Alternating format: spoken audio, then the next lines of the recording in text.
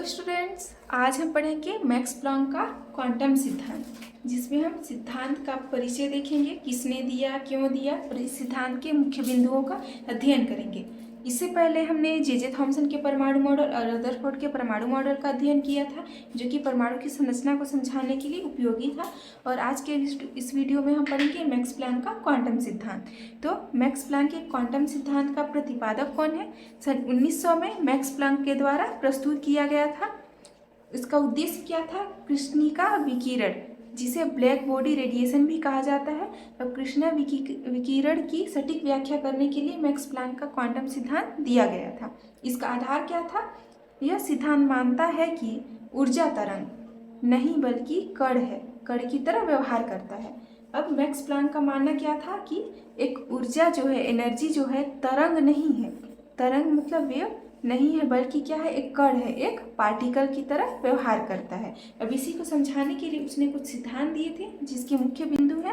पहला, ऊर्जा का पैकेट, क्वांटाइजेशन ऑफ एनर्जी। किसी भी वस्तु से ऊर्जा का उत्सर्जन, इमिशन, या अवशोषण, एब्जॉर्प्शन लगातार नहीं होता, बल्कि ऊर्जा के छोटे छोटे बंडलों या पैकेटों के रूप में होता है।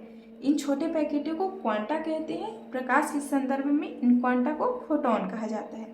क्या समझे कि किसी भी वस्तु से, अब कोई भी वस्तु है, मान लो ये वस्तु है या फिर कोई इलेक्ट्रॉन या प्रोटॉन है, इसमें ऊर्जा का जो है अवशोषण या फिर उत्सर्जन जो है लगातार नहीं होगा, कि ऊर्जा का अवशोषण होते जा रहा है और उत्सर्जन भी होते जा रहा है, बल्कि कंटिन्यूस नहीं होता, बल्कि छोटे छोटे जो है पैकेटों के रूप में होता है, जो छोटे छोटे बंडलों के रूप में होता है, जिसे क्या कहते हैं? क्वांटा कहते हैं। ऊर्जा का अवशोषण छोटे छोटे बंडलों या पैकेटों के रूप में होता है, जिसे क्या कहते हैं? क्वांटा कहते हैं। अब अगर प्रकाश के संदर्भ में हम इस बंडलों का अध्ययन कर रहे हैं तो उसे क्या कहेंगे? फोटॉन कहेंगे। ठीक ना, प्रकाश के संदर्भ में इसे फोटॉन कहेंगे। अब दूसरा पॉइंट है इसका, ऊर्जा और आवृत्ति का संबंध। तो ऊर्जा और आवृत्ति में क्या संबंध है? विकिरण के एक क्वांटा या फोटॉन से जुड़ी ऊर्जा, एनर्जी ना, ऊर्जा ई मतलब एनर्जी, उस विकिरण की आवृत्ति मतलब v के समानुपाती होती है। क्या समझे? विकिरण के एक क्वांटा से जुड़ी एनर्जी उस विकिरण की आवृत्ति के समानुपाती होती है। इसका समीकरण क्या है?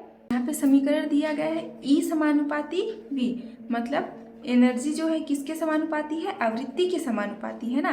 अब ये समानुपाती का चिन्ह हटाएंगे तो क्या आएगा? यहाँ पे एक स्थिरांक आएगा, कांस्टेंट आएगा, जो क्या है? h है। अब h का मतलब क्या होता है? h एक नियतांक है, जिसे प्लैंक स्थिरांक भी कहते हैं। अब मैक्स प्लैंक का स्थिरांक है, इसलिए इसे प्लैंक स्थिरांक भी कहा जाता है, जिसका वैल्यू क्या है? 6.626 इंटू 10⁻⁻34। क्या है? 6.626 गुणा 10⁻⁻34 जूल सेकेंड। ठीक है। अब क्या है? आवृत्ति को और क्या चीज़ से दर्शा सकते हैं? c/λ। c क्या है? प्रकाश का वेग है, और लैम्डा क्या है? तरंग दैर्घ्य है। तो अगर v बराबर क्या है? c/λ है, तो यहाँ पे मान रख सकते हैं v के जगह पे। तो e बराबर क्या आता है?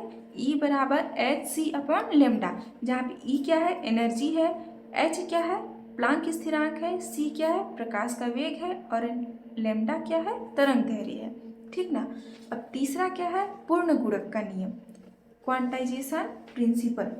किसी पिंड द्वारा अवशोषित या उत्सर्जित कुल ऊर्जा हमेशा एक फोटॉन की ऊर्जा का पूर्ण गुणक होता है। क्या होता है? कोई भी पिंड जब ऊर्जा अवशोषित करती है या फिर उत्सर्जित करती है, तो उसकी कुल ऊर्जा जो है एक फोटॉन की ऊर्जा का जो है पूर्ण गुणक होता है ना। क्या होता है? पूर्ण गुणक। इसका सूत्र क्या है? E बराबर NhV। E बराबर NhV, जहाँ पे n का मान क्या है? 1, 2, 3 या फिर कोई भी पूर्णांक संख्या, मतलब 1 से लेकर n तक जा सकता है। अब ऊर्जा का मान क्या होता है? 1.5 HV या फिर 2.5 HV, जैसे भिन्न में नहीं हो सकता। मतलब ऊर्जा का मान क्या है? इस प्रकार से नहीं हो सकता ना, ऊर्जा का मान जो है ऐसे नहीं हो सकता। अब मैक्स प्लैंक के क्वांटम सिद्धांत में हमने 3 मुख्य टॉपिक पढ़े। पहला क्या है? Quantization of energy. दूसरा क्या है? ऊर्जा और आवृत्ति का संबंध। और तीसरा क्या है? पूर्ण गुणक का नियम। अब इस महत्वपूर्ण अनुप्रयोग है किसके? मैक्स प्लैंक के क्वांटम सिद्धांत के, जिसमें पहला है कृष्णिका विकिरण, दूसरा क्या है? प्रकाश विद्युत प्रभाव, पहला क्या है, कृष्णिका विकिरण। इस सिद्धांत में समझाया कि विकिरण में रंग का परिवर्तन आवृत्ति में परिवर्तन के कारण होता है। दूसरा क्या है, प्रकाश विद्युत प्रभाव। आइंस्टीन ने प्लांक के सिद्धांत का उपयोग करके बताया कि जब प्रकाश धातु की सतह पर गिरता है तो फोटोन अपनी ऊर्जा इलेक्ट्रॉनों को दे देते हैं।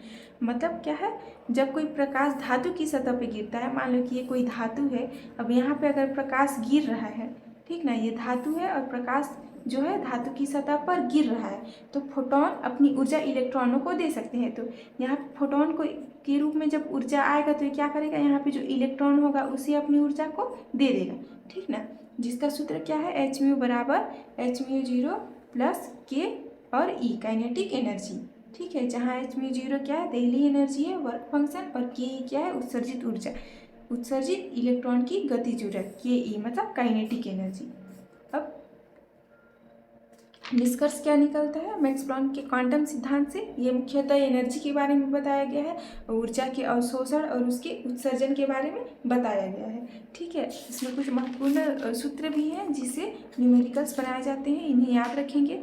और रसायन विज्ञान की ऐसे ही महत्वपूर्ण टॉपिक्स को आसानी से समझने के लिए हमारे चैनल को जरूर सब्सक्राइब करें। इससे पहले हमने रदरफोर्ड के परमाणु मॉडल, जे थॉम्सन के परमाणु मॉडल और परमाणु की सामान्य संरचना को समझाने के लिए वीडियो बनाया है, जिसे जाकर आप देख सकते हैं। और वीडियो अच्छी लगी होगी तो वीडियो को लाइक ज़रूर करें।